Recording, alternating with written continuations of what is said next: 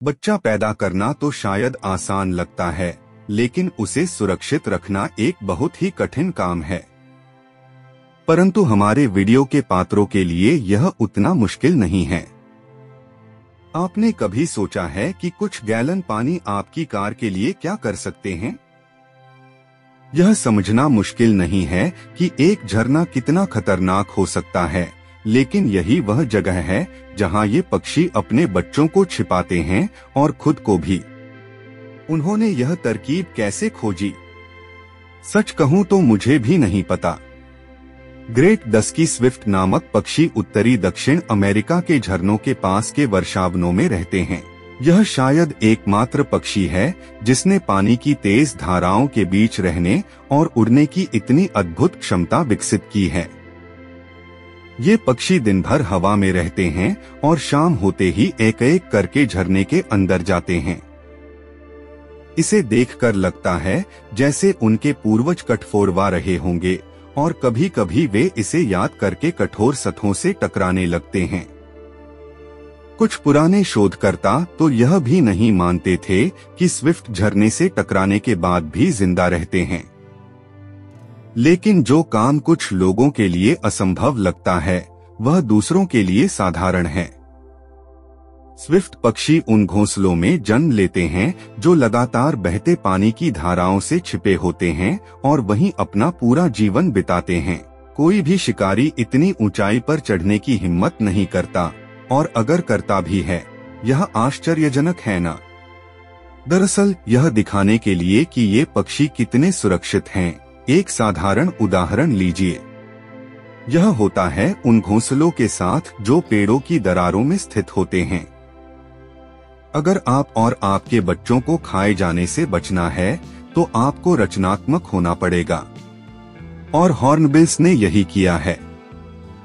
वे भी अपने अंडे पेड़ों की दरारों में देते हैं, लेकिन उससे पहले मादा पक्षी अंदर से मिट्टी, मल या फलों के गूदे से दरार को लगभग पूरी तरह से बंद कर देती है। वह केवल एक छोटा सा छेद छोड़ती है जिससे नर पक्षी उसे खाना खिलाता है।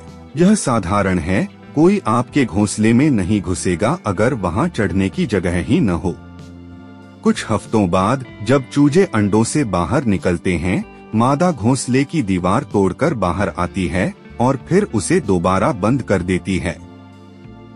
चूजे वयस्क होने पर घोंसला छोड़ते हैं, लेकिन यह उतना आसान नहीं है जितना पहली नजर में लगता है। आप सोच रहे होंगे कचरे का क्या होता है? और हाँ, यह सचमुच एक समस्या है। हॉर्नबिल्स की कुछ प्रजातियों की मादाएं अपना गंदा कचरा एक छेद से बाहर फेंक देती हैं। अगर आप वहां से गुजरें तो अपना सिर बचाकर रखें।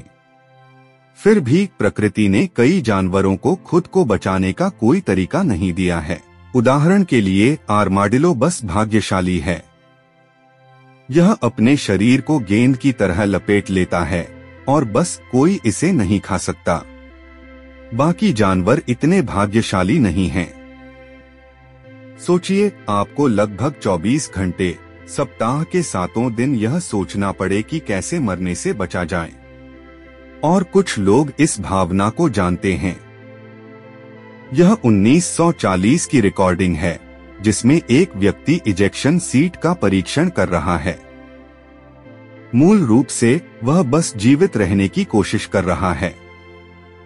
यह स्पष्ट नहीं है कि अगला धक्का कितना मजबूत होगा, उसका शरीर कैसे प्रतिक्रिया देगा, वह बचेगा या नहीं, और भविष्य में ये परीक्षण कितने समय तक चलेंगे।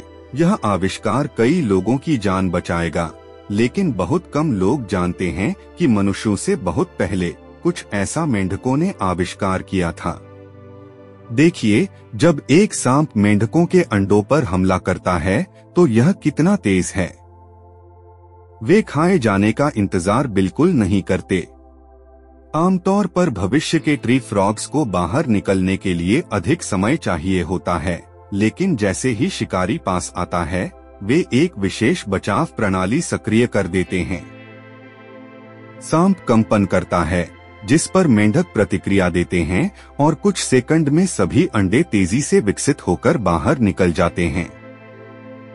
वे खास एंजाइम स्रावित करते हैं जो अंडे के चिपचिपे खोल को घोल देता है और तुरंत आजाद हो जाते हैं। सोचिए सांप कितने चकित होते होंगे। यह क्या हुआ? आमतौर पर आप यह उम्मीद नहीं करेंगे कि मेंढक का अंडा भाग जाएगा। यह ऐसा है जैसे आपका दलिया प्लेट से निकलकर गायब हो जाए। इस बचाव प्रणाली के साथ मेंढक माता पिता को अपने बच्चों की रक्षा करने के लिए पास भी नहीं रहना पड़ता। वे अपने आप सब संभाल सकते हैं। लेकिन यह एकमात्र प्रजाति नहीं है जिसे अपने बच्चों के लिए सुरक्षा मिली है। सरकापोर्टिया साइकाडा के रिश्तेदार हैं, हालांकि उनमें वयस्क ज्यादा दिलचस्प नहीं हैं। उनके बच्चे ज्यादा दिलचस्प हैं।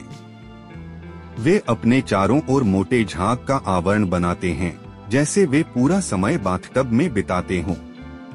यह झाग उनके मूत्र और विशेष चिपचिपे तरल से बना होता है, जो उनके चारों ओर एक बुलबुले जैसे घोंसले का निर्माण करता है। ये बच्चे झाग की मोटी परत के माध्यम से सांस लेने के लिए अनुकूलित हो चुके हैं, लेकिन सबसे महत्वपूर्ण बात यह है कि यह शिकारी से बचाव के लिए एक प्राकृतिक अवरोधक के रूप में काम करता है। कहते हैं कि झाग न केवल बच्चों को छिपाता है, बल्कि इसका स्वाद भी कड़वा होता है। प्रकृति में ये सब बचाव के तरीके देखकर लगता है कि यह सच में जीवित रहने का विद्या है। यह मछली एक आदर्श उदाहरण है। एक ढेर सारे अजीब कचरों का घोंसला जिसमें सिकल फिश अपने अंडे देती है। यह सुरक्षा का एक अद्भुत स्तर है और पानी के नीचे कुछ चीजें ऐसी होती हैं जो सभी का ध्यान आकर्षित करती हैं। बिग माउथ है एक मछली की प्रजाति है जो केवल अफ्रीका की लेक मलावी या किसी के एक्वेरियम में पाई जाती है। इनकी खासियत यह है कि ये मानती हैं कि बच्चों के लिए सबसे सुरक्षित जगह उनकी मां का मुंह है। हाँ, सच में जैसे ही कोई शिकारी दिखाई देता है, सभी बच्चे तुरंत मां के मुंह में छिपने के लिए तैयार हो जाते हैं। उन्हें इस बात से कोई शर्मिंदगी नहीं होती, चाहे उनकी मां खुद एक खतरनाक शिकारी हो या पानी के अन्य जीव उन्हें अजीब नजरों से देखें। लेकिन यह सिर्फ मछलियों तक सीमित नहीं है। मगरमच्छों को देखिए, वे भी ऐसा ही करते हैं, हालांकि नियमित रूप से नहीं। मादा मगरमच्छ खतरों के पहले संकेत पर अपने बच्चों को मुंह में छिपाती नहीं, बल्कि उन्हें उस जगह से पानी में ले जाती है जहां उनका जन्म हुआ था। ऐसा इसलिए ताकि दूसरे शिकारी मगरमच्छ के बच्चों को न खा सकें। यह यात्रा आमतौर पर ज्यादा लंबी नहीं होती, लेकिन एक मां को अपने बच्चों की देखभाल करने से रोकना मुश्किल है। वैसे मैंने सुना है कि मादा मगरमच्छ पहले से इलाके को किसी भी खतरे के लिए साफ करती है, लेकिन सच कहें तो इससे ज्यादा फायदा नहीं होता। कई मगरमच्छ के बच्चे मां की पूरी देखभाल के बावजूद कम उम्र में ही मर जाते हैं। वे बड़े शिकारियों के लिए बहुत आकर्षक होते हैं। शायद यही वजह है कि माएं अपने बच्चों को बचाने की पूरी कोशिश करती हैं। वे उन आवाजों पर भी प्रतिक्रिया देती हैं जो उनके बच्चों की आवाज की नकल करती हैं। अगर आप ऐसी आवाज चलाएं, तो आप मादा को डरा सकते हैं या उसे अंडों के पास भागने पर मजबूर कर सकते हैं, यह सोचकर कि बच्चे बाहर आने वाले हैं। क्या आपको और सबूत चाहिए कि छोटे मगरमच्छ दुनिया के सबसे सुरक्षित बच्चे हैं? उनके पास नैनियां भी होती हैं। यूरोएशियन स्टोन कर्ल्यू नामक छोटे पक्षी, जो उतने ही साहसी होते हैं जितने कि हनी बैजर, अपने अंडे मगरमच्छ के घोंसले के पास देते हैं ताकि वे अपने बच्चों की देखभाल साथ मिलकर कर सकें। और यह मत सोचिए कि ये स्टोन कर्ल्यू अच्छे रक्षक नहीं होते। ये पक्षी बड़ी छिपकलियों पर भी हमला करते हैं और ऐसा लगता है जैसे कह रहे हों, अरे तुम गलत मोहल्ले में आ गए हो। मगरमच्छ भी इन पक्षियों की मदद करते हैं और उनके घोंसलों के पास आने वाले शिकारियों पर हमला करते हैं। यह एक आदर्श सामंजस्य है और यह सब गवियाल देखकर सीख रहे हैं। वे भी अपने बच्चों को मुंह में ले जाने की कोशिश करेंगे, लेकिन उनके दांत इतने नुकीले होते हैं कि वहां सिर्फ मछलियां ही फिट हो सकती हैं।